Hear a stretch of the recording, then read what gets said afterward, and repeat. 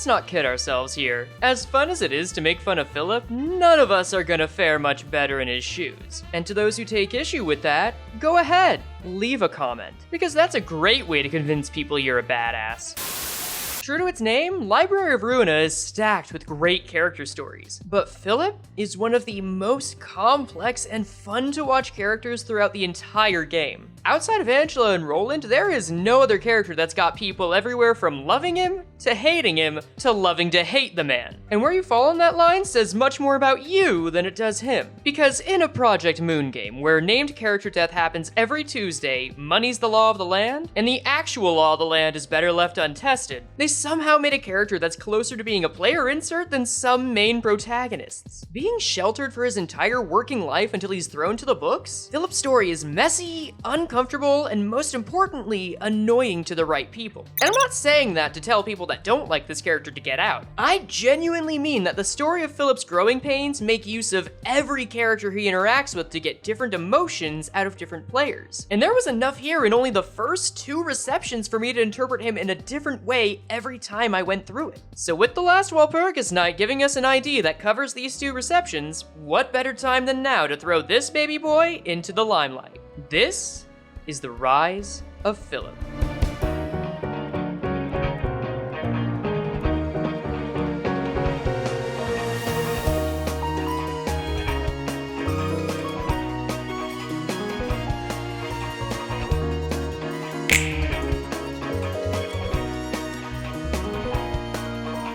Now, for those who noticed that I specifically said Philip's rise, there's a reason for that. Since this guy has one of the longest stories in all of Library of Ruina, I'm breaking this up into 2 parts. This first one's going to be everything we see from Philip up through the Urban Plague section of the game. While that might sound small, this gives us a full 3-act story without dragging its feet. And it all starts with the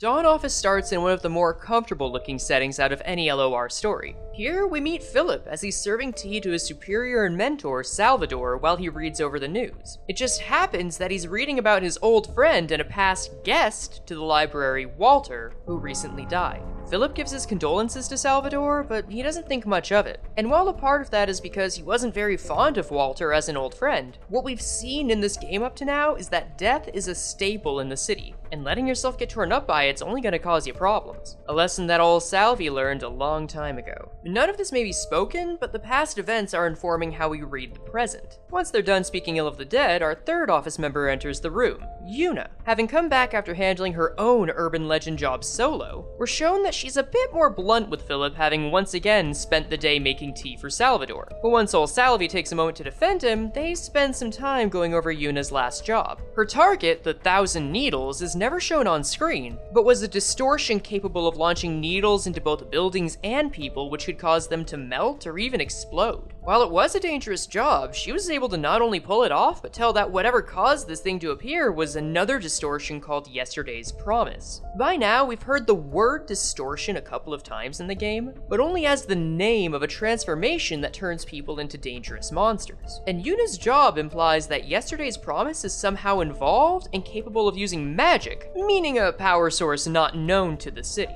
But hey, all that's important is that Una came back alive and well, payment and all. Salvador says as much just before she laments that she seems to be the only person taking on any jobs these days. Fortunately for all of them, Salvi just received a new request for a certain urban plague that's been causing trouble for the city, and would pay the rent for the next 3 months. That, of course, being the library. Now, seeing this as a larger job than normal, Salvador originally wanted to call in help from their sister office, the Wedge office. But with their team being caught up in a clown fiesta, he decides the 3 of them are enough to take on the job. Philip, however, is less certain, as this is his first urban plague case. Yet Salvador gives him gentle encouragement, saying to just treat this as a learning experience and watch how they handle it. And this is where we need to go over how Philip, Una, and Salvador work as a dynamic. From the very start of this cutscene, Philip has held a very subservient attitude towards Salv, not just by bringing him tea, but waiting to ask a question until he's finished a thought, and speaking less often than anyone else in the scene.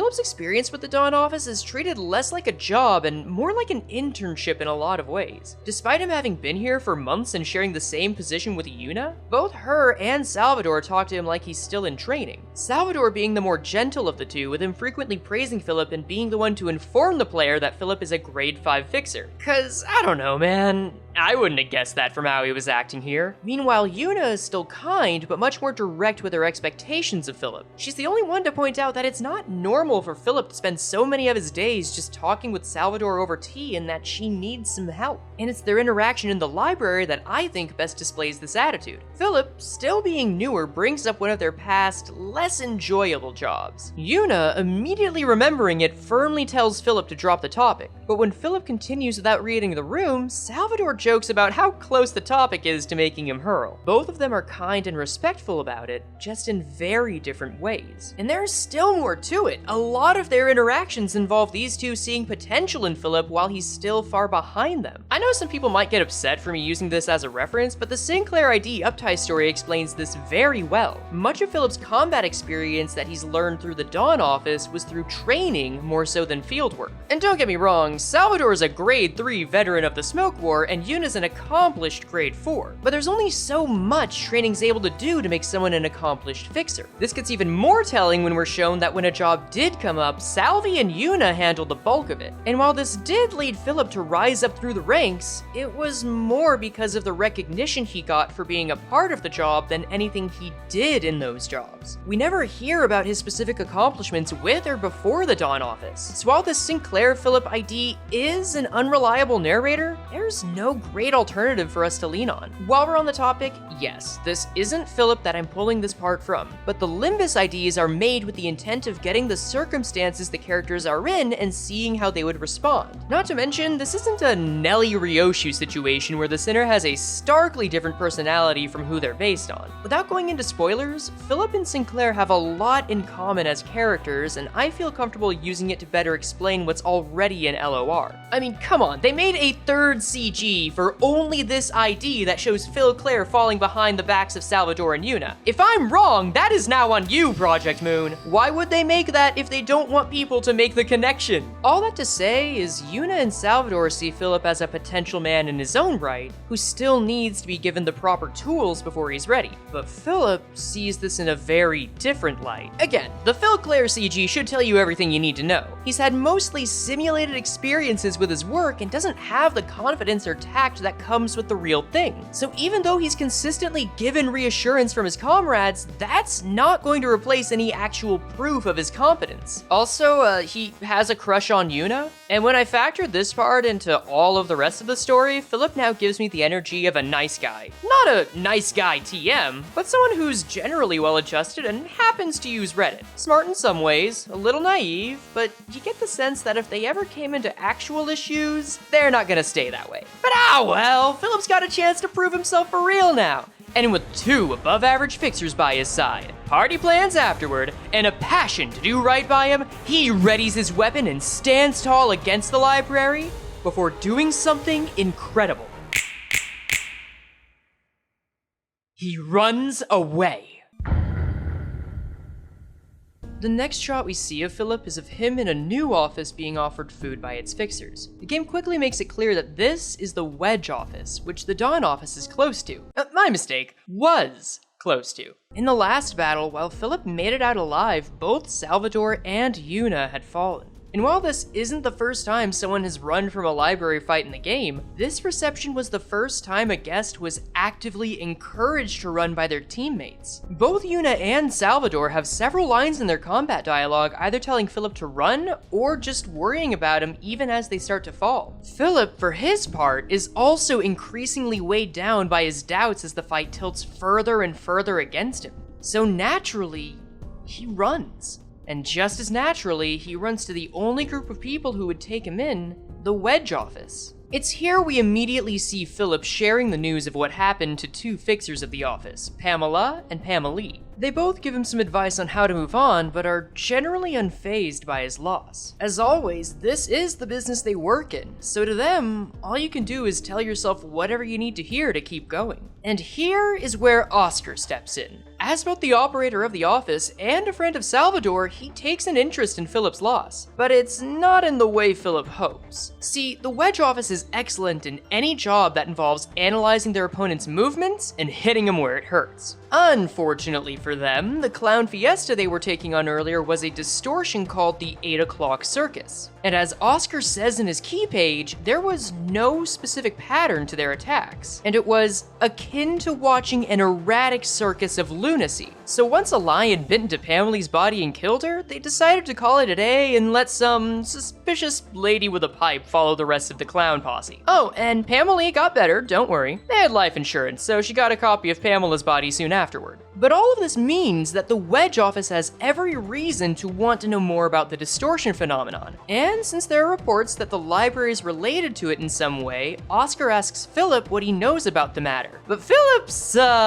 going through it. All he can say is that he hasn't experienced it and starts spiraling as he thinks about what happened to Una and Salvador. To which Oscar quickly says, that doesn't help. He tries to redirect Philip back to the task at hand, but Philip's not at all in a state to talk business. All he can really think about is how to get their books back and take down the library. So, since Salvador and Oscar are old friends, of course the rational thing to do is to ask for help. At first, Oscar isn't thrilled about the idea, but once Philip mentions he's been too torn up to break the news to Salvy's wife and kid, he lets him tag along to their own raid on the library. However, Oscar makes it clear this is out of more convenience than fondness. While he holds a lot of respect for Salvador, the same doesn't apply to Philip. And perhaps as a way to prevent him from asking later, he tells Philip that he'd never want a person like him to join his office. And this is where Philip's pain is on full display. No longer able to hide behind those that supported him, he's being carried by his grief and the thought of repaying Una and Salvador for their kindness by retrieving their books. He may also be thinking they could be saved with life insurance from Pamela's example, but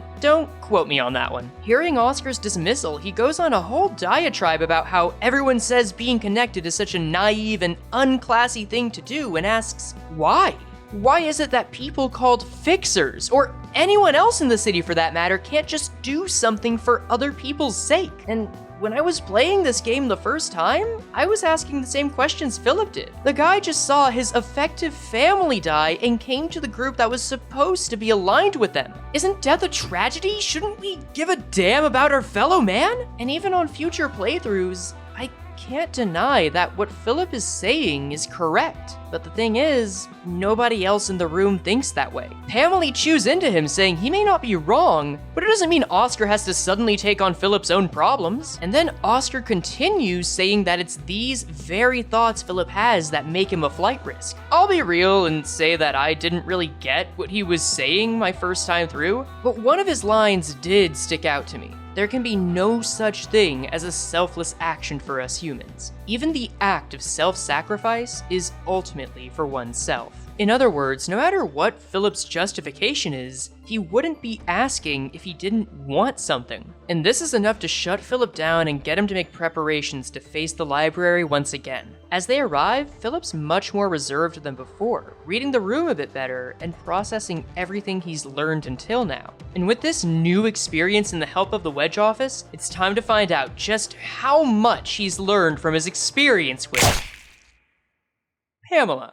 Of the whole Wedge office, Pamela leaves the weakest impression on Philip. But that's kind of the point. Her personality in the art book is marked as frigid, and she's the person that advises Philip to harden his heart and move on from the deaths of his comrades. She does make a point alongside Pamela to tell Philip there's nothing wrong with being selfish if it allows you to keep going, but her method differs greatly from his. Both her words and manner of speaking show that she keeps an emotional distance from others. The best example being when she's in a heated argument and even makes a death threat, but never raises her voice. 아니다. 그냥 이번에는 어떤 방법으로든 복구할 수 없게 죽어버리는 게 낫겠다. And I really like the contrast that shows, especially when compared to Pamela. These two are usually lumped together, and it's easy to see why. Their names, their battle styles, and even their bodies are nearly identical. But Pamela gets much more involved with Philip than her counterpart. When Philip vents about his near-death experience, Pamela makes it a point to ask him if he thinks their deaths were his fault. And Philip, being who he is, says yes. If he was stronger, wiser, or braver, then this would have never happened. And Pamela responds by saying, okay, then it's your fault, before rephrasing back what he had already said. The first time I read this cutscene, it felt like a cruel taunt, but I started appreciating it more on my second and third read-throughs, because there are two reasons Pamela is saying this. The first is to help Philip break out of his hesitation. She's playing the role of anything from a therapist to an auto shop worker. She saw he had a problem, asked where the problem was, and said, well, all right. You know the problem, so you know what to do now, right? Their little exchange was to get Philip to think in more practical terms. And the second reason comes in with what she says afterward. When something happens, all you gotta do is make up reasons that are convenient to you, no? Again, it's a pretty blunt call-out that would be out of line in any other setting, but in Project Moon, she means this at face value, since she thinks that Philip is better off having some answer to run with to solve the problem. She knows that if he focuses on his grief, that he'll go around in circles again. Now, I'm not really convinced that she cares enough to really want Philip to succeed. I more think she feels obligated to help a colleague and is more annoyed by his blubbering. But considering that she herself recently went through a near-death experience and got a new body not even a day earlier, she would know a thing or two. There's a bit more that Pamela adds to the equation too. To talk about that though, we'll need to take a closer look at Oscar. In many ways, Oscar is the Wedge office. Pamela and Pamela have their own purpose in the story, but this man was designed from the ground up to drive the point of this reception home. And yes, I do mean that even how his character is drawn feeds into this. Let's compare this design to that of his good friend Salvador. As I've said before, Salvador is a person with very gentle features, closed, cheerful eyes, a gentle voice, and a mustache that just screams, "Grandpa's home!" Hey, future Frey note, I'm now realizing this section is going to feed into making both of these characters sound like gilfs, and I'm just gonna embrace enabling the hag lovers, because if I don't, some artists I know might actually hold me at gunpoint, so have fun, guys. You can tell from both this and the way the Dawn office's own CG is set up that Salvador was designed as a man meant to be a comforting parental presence, which is exactly what he was to Philip. And then we have Oscar. If Salv is planning to have Philip home by 11, then he's the guy that Philip calls daddy, and it's not just because of the leather. His face is covered by his eye patch and hat, his entire pirate getup makes him look both formal and dangerous, and unlike Salvador, who keeps his weapon sheathed, Oscar's giant-ass spear is put directly in front of him. He's not a violent or aggressive man, but he's a professional that doesn't want to waste time on people's baggage. Hell, the CG with the weapons lined on the walls and the fact that Pamela and Pamela are shown to regularly argue show that this isn't a place for a family business. This is a fixer office, first and foremost. And the point of the Wedge office is to show that Philip, as their colleague, is being held to the same standard as every other fixer. He's not going to be coddled here. So when Oscar breaks up the other two and asks Philip about what he saw in the library, the only natural response for him after getting an unhelpful answer is, that doesn't help.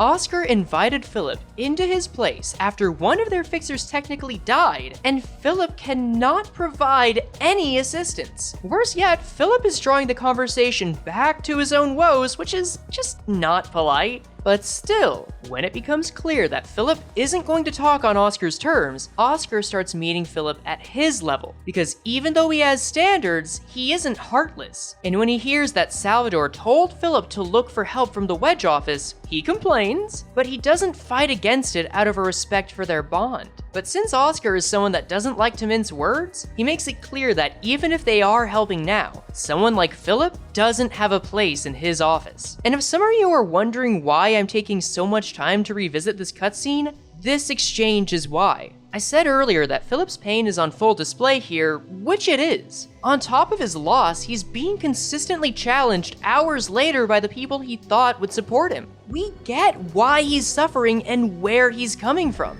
But to everyone else, this little tantrum in their place of business is asking why people can't lay down their lives for a greater cause. So of course Pamela's gonna call him insufferable. Yet it's Oscar who drives a greater point home, which hit perfectly on the second read-through. I won't even paraphrase this one.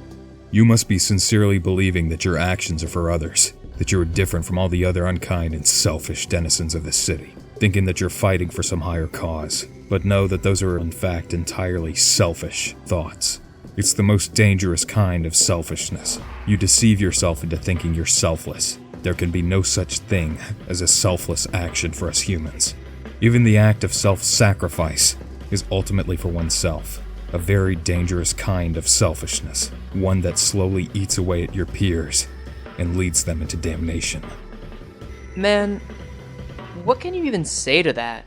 And what I love about this is that Oscar's pulling from a real-life philosophy with a perfect name for this story: psychological egoism. Essentially, it's just as Oscar said. Every action we take as people is informed by our self-interest, no matter how generous it may seem. There's an analogy I really like that's used with this philosophy that involves a person who's being driven by a carriage and passes by a farm where 2 baby pigs are drowning in mud. The carriage is a good ways away from the pigs, but it's impossible for anyone in it to ignore the loud squealing and crying. So the man riding in the carriage asks the driver to stop and steps out to save the pigs, making sure they're away from the mud. Once they're safe, he gets back into the carriage so they can continue. The driver then tells him, "That was very kind of you, making the effort to save their lives." But the man says, I wasn't being kind at all, but if I had to hear their squealing in my ears any longer, I would never get any peace." And that's the whole idea. Also, quick shout out to ethical egoism.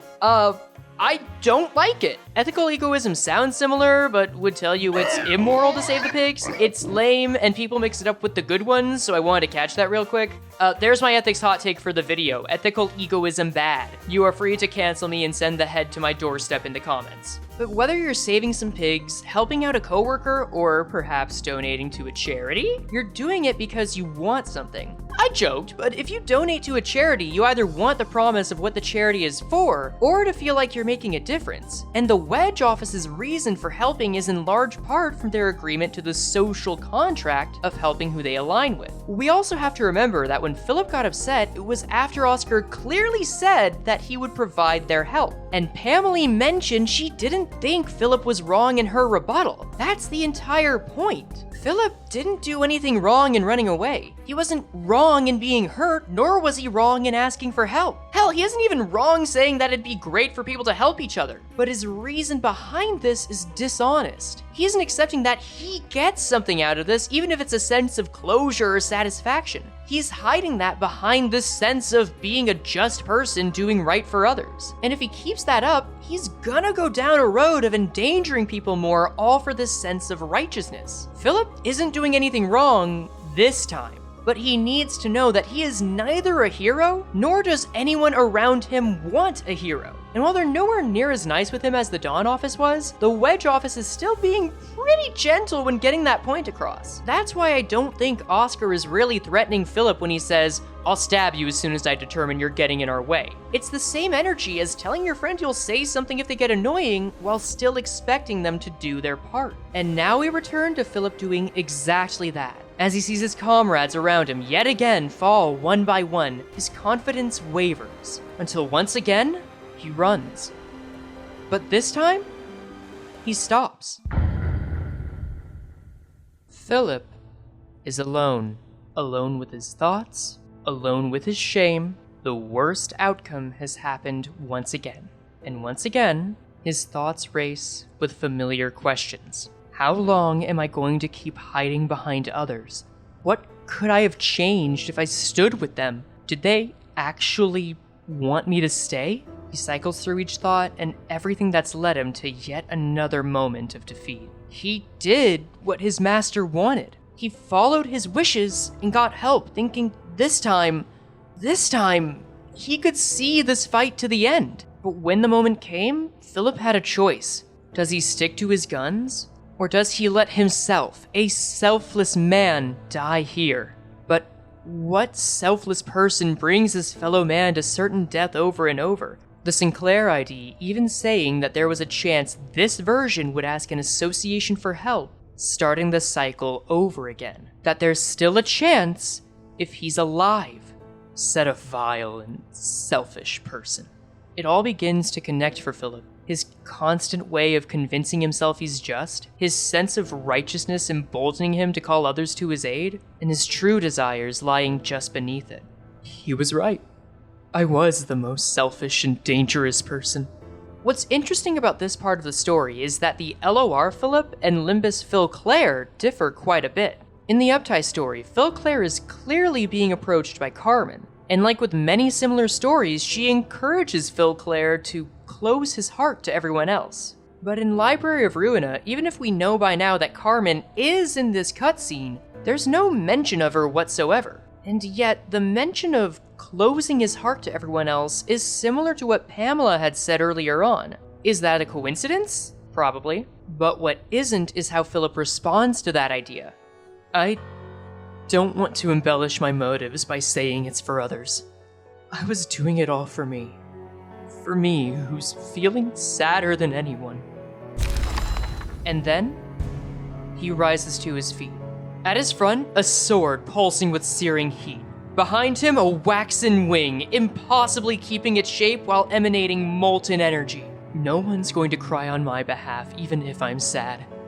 If I must carry this emotion, if I can't get rid of it, if I have to repeat this cycle of sinking into the swamp of despair and then thinking whatever comforts me, then I'll take the path of getting back on my feet with this sadness instead. Because it's what I must do. For the third time, the curtain rises. A temple takes shape around the actors, and the drums bellow with a raging force. Philip stands strong, his sword raised. Up until now, the librarians have controlled this arena, but not anymore. His signature passion is now ignited, scorching his combatants. His shield stoking the flames every time he's struck, not being used out of hesitation, but calculation. With only a half-manifested ego, he maintains the balance and readies to strike. Both his sword and the battlefield, now imbued with every emotion the library has collected, positions itself with a single blazing strike. Philip is here, and he has met the challenge.